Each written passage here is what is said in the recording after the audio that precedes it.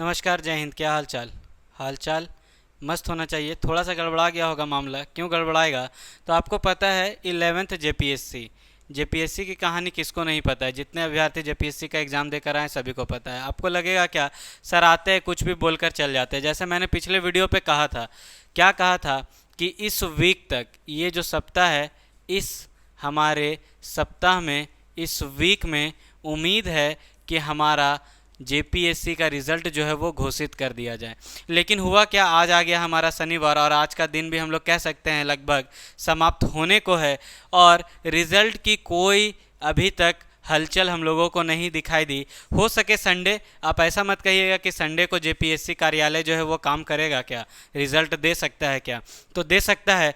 आपको याद होगा, कौन सा याद होगा? तो आपको याद होगा पीजीटी वाला। जेएसएससी क्या किया था, संडे का ही वो दिन था जब रिज़ल्ट घोषित किया गया था और मंडे से बुला लिया गया था, आपको पता होगा, काउंसलिंग के लिए। तो ये मत मान के चलिए कि संडे है तो रिज़ल्ट कल नहीं आएगा।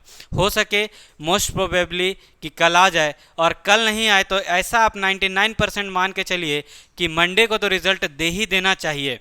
क्यों दे देना चाहिए? अब आयोग भी तो हमारा बहुत बड़ा, क्या बोले, कुछ बोलना भी उचित नहीं होगा कहीं इसी बात पे। आप लोग क्या करिएगा ना कि यहाँ पर आके 4 कमेंट करके चल जाइएगा, आपको उसके लिए फुर्सत है। लेकिन आयोग से एक छोटा सा सवाल पूछने के लिए आपके पास क्या है? तो नहीं है आपके पास हिम्मत कि आयोग को एक ट्वीट करके, आयोग को एक मेल करके हम लोग पूछ ले कि सर कब तक संभावना है, एक आरटीआई हम लोग नाम सुने हैं ना, तो करके पूछ सकते थे कि कब तक संभावना है कि हमारा रिज़ल्ट आ जाए, हम लोग आगे की तैयारी करें। पर आप लोगों से उतना होगा नहीं, मैं मुझे पता है इस बात का। तो हमारा यहाँ पे क्या था, कब तक रिजल्ट, और कब तक में मैंने पहले ही लाइन पे आपको क्लियर कर दिया, ये नहीं गुमराह करने वाली बात है।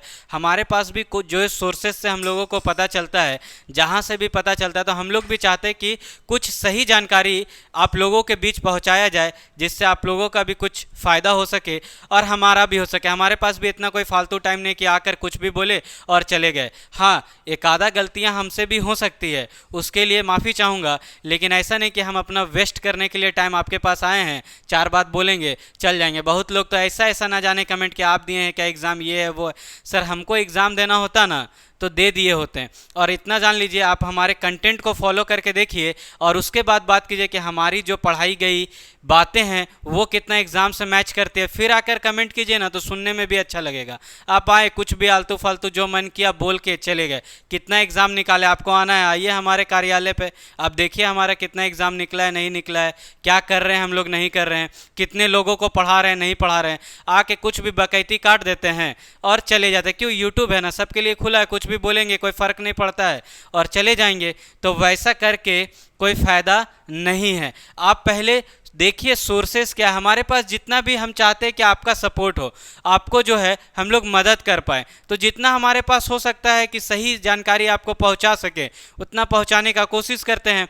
कभी कभी आयोग ही हमारा इतना बड़ा है, आपको पता है, गलतियां होते रहती हैं, और ये गलतियां कहीं ना कहीं हमारे से नहीं, ये आयोग की हल्की फुल्की गलती। हम कह सकते हैं कि आखिरकार जिम्मेदार तो मुझे खुद होना होगा, मुझे अपने आप को ही ब्लेम करना होगा। लेकिन देखिए आप क्या हुआ, सबसे पहले आपको पता है आंसर की आया, और आंसर की के बाद एक बार रिवाइज्ड आंसर की आया। तो आप कहिएगा कि कौन सा बड़ा बात हो गया, ऐसा तो बहुत बार होता है, हर एक एग्जाम में होता है। सर सही था, हर एक एग्जाम में होता है। फिर रिवाइज्ड के बाद फिर रिवाइज्ड आंसर की, मतलब क्या सीन चल रहा है? सीन का कुछ अता पता नहीं है। रिवाइज्ड के बाद आपका फिर रिवाइज्ड आंसर की आ जाता है, मतलब अभी तक आयोग स्पष्ट हो ही नहीं पाया है कि हम जो आंसर की जारी किए हैं, पता नहीं किस एक्सपर्ट से ये क्वेश्चन बनवा लेते हैं कि आंसर इनका क्लियर ही नहीं हो पाता है कि कौन सा आंसर सही है। आप खुद क्लियर नहीं हैं तो क्या कर सकते हैं? लेकिन उसके लिए आप लोगों को टेंशन लेने की ज़रूरत नहीं है। आपको वहाँ बोलने का हिम्मत होगा नहीं, मुझे पता है, क्योंकि हम लोग सवाल कर सकते हैं, हम लोग करते हैं और पूछते हैं और पता चलता है, उसी सोर्सेस से हम लोग बताने का प्रयास करते हैं। लेकिन आप लोग को क्या लगेगा, आए हैं कुछ भी बोल के चले गए। मैं सबको कह रहा हूँ, जिनका भी आलतू फालतू कमेंट आता है ना, सबके लिए है कि आप आइए कार्यालय में और फिर उसके बाद देखिए क्या है नहीं है। बस आके बोल देने से कमेंट में नहीं होता है, पहले बातों को समझिए। खैर उन सब बातों को तो मैं एक दिन लेकर आऊँगा एकदम स्पेशली वीडियो पे, और फिर उस पर चर्चा की जाएगी। अभी बात है 11th जेपीएससी का, तो देखिए मैं क्षमा चाहूँगा, मुझे कहना था जो बात कि इस वीक, लेकिन अभी भी एक दिन है, शायद हमारे हक में ये फैसला आ जाए।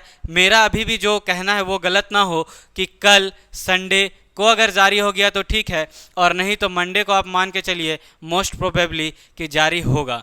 इस वीडियो में हम लोग इतना ही रखेंगे, वीडियो को ज़्यादा लंबा नहीं करेंगे। मिलेंगे फिर किसी नेक्स्ट वीडियो में, तब तक के लिए जय हिंद।